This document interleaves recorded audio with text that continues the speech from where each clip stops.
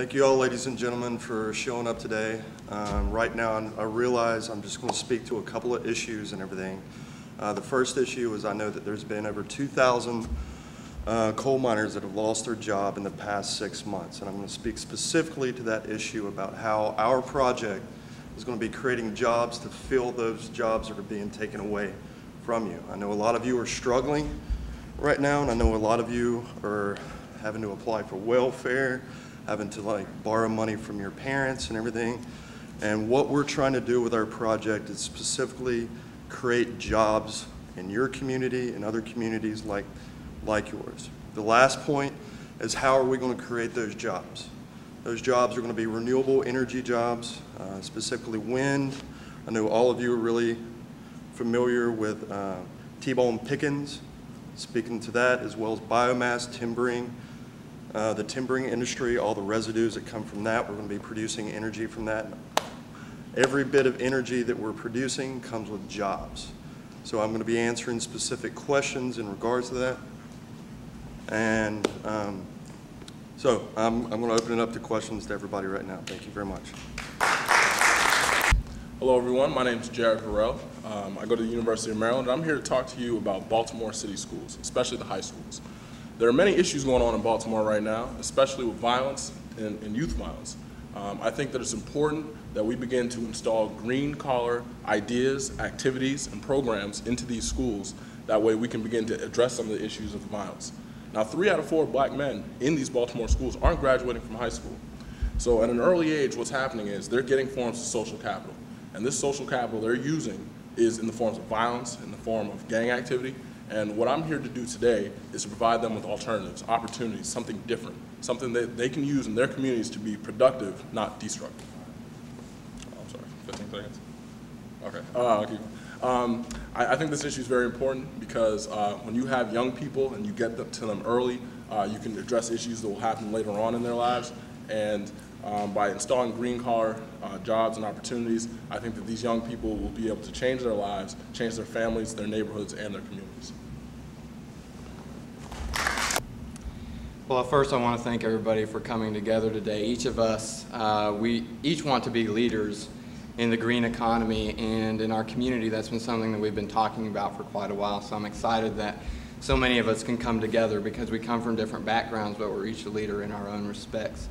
We have the business community here, and they want to maintain their businesses, and they want to continue to provide services to local people in our community. We have neighborhood leaders who just want to make sure that they establish that sense of community that seems to be missing right now. And maybe most importantly, we have the youth leaders here who are excited about the future but a little bit scared too. And that's something I want to talk about today is we can all come together to create this green economy, but we need to focus on the youth, and we need to empower the youth because they will be our future leaders, whether we train them or not, and we need to train them to be the best leaders possible. So I hope that we can all come together and find a young person to mentor over the next few years to build this green economy. Thank you. First of all, I really want to thank you guys for the opportunity to talk a little bit about how this affects where I come from. I work mainly with immigrants in Florida, and right now this recession has hit Florida bad. Construction was one of the biggest industries in Florida, and a lot of immigrants, that's where they worked. A lot of Hispanics were in the construction industry, and now they don't have a job. Now they have nothing to do, no place to go.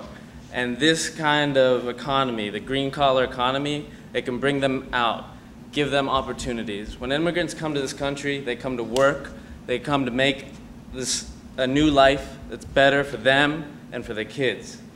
And that's exactly what we need to create with this opportunity.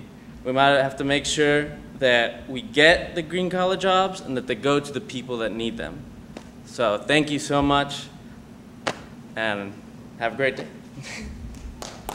Right. Hi, my name's Jalen Adley, and I'm from Rising Sun Energy Center. We're a local nonprofit here in Berkeley, and I'm here to talk about California Youth Energy Services, which is our youth employment program where we hire youth ages 15 to 22 as energy specialists. And they can actually come into your home, renters and homeowners, and provide you with a free home energy audit. So we'll come in, change out all those CFLs, those curly light bulbs, all for free. Your shower heads, your faucet aerators, a retractable clothesline. We'll check and see if your attic is leaking.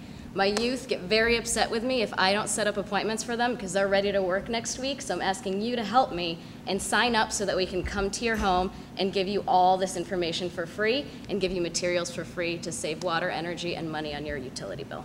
You guys interested? Yes. That's it. I'm speaking to, is you started already? Yeah, we're good. I'm speaking to the staff at Goodwill because I actually have to do this when I get back on Friday. So first I want to thank you all for coming. I thank you for your time. I know that you guys are really busy, you know, developing jobs and teaching workshops and doing all the wonderful things to help all of our people get back on. So first I just really want to thank you. I want to take a moment to just, you know, round the floor. You guys have done a wonderful job over the past couple of weeks. We've developed these new training programs. You know, we're getting people ready for green construction and brownfielding and energy efficiency, and all of these trainings are wonderful, and we just got approved for our funding, $420,000, so I want to say thank you again to you guys. But moving forward, we got to think long term. You know, the things that we've done have been wonderful, but they're not going to help anybody if we can't get the jobs at the end. So moving forward, we have 3 things that we need everybody to work on, myself included. First, we need to find out who's hiring. We need to contact our employers, network, and do what it, you know, speak to all those wonderful people that have helped us in the past and find out what are they doing to go green. And the second thing we need to do is to help them to go green if they're not doing that. We need to be able to explain to them what going green is and how we can get our people involved. The third thing that we need to do is make sure that those employers that we're working with are willing to take our people. Now, by our people, not just everyone, I mean the people who have felonies, the people who have misdemeanors, the people who are homeless. And if you guys need any help with anything at all, please make sure that you get back to me. Let me know, hey, Janae, I need some help. But again, I want to thank you, and I look forward to working with you guys in the future. Thanks. Hey, first of all, I'd like to thank you guys for allowing me to speak on behalf of my organization. I feel it's an honor and a privilege to be speaking in front of you guys today. I would like to say, first of all, that I'm nervous, so excuse me for that. But on the brighter side of things, I have a vision for my community. My vision is that we begin to think about our youth. When I was a young kid, I grew up in an area where violence and poverty and litter and, you know, things of that nature was the norm. Nowadays, we have the time and the opportunity to create change for everyone in all of those areas. So it is my hopes that we can all come together and see this common vision in which we all can embark on a new day.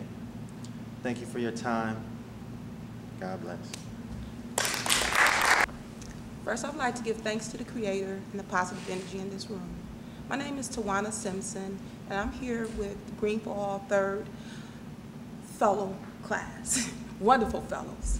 My vision for Detroit and my community is that, one, I would like to see a clean, green community, for example, like our city embracing recycling. 2, educating the citizens, like giving everyone options of green options, like enjoying gardens and, you know, riding your bicycle. And 3rd, I would like to help promote a green economy. As you all know, Detroit economy is definitely in a down spiral. So I would like to take all the time I can to help promote green jobs. Thank you.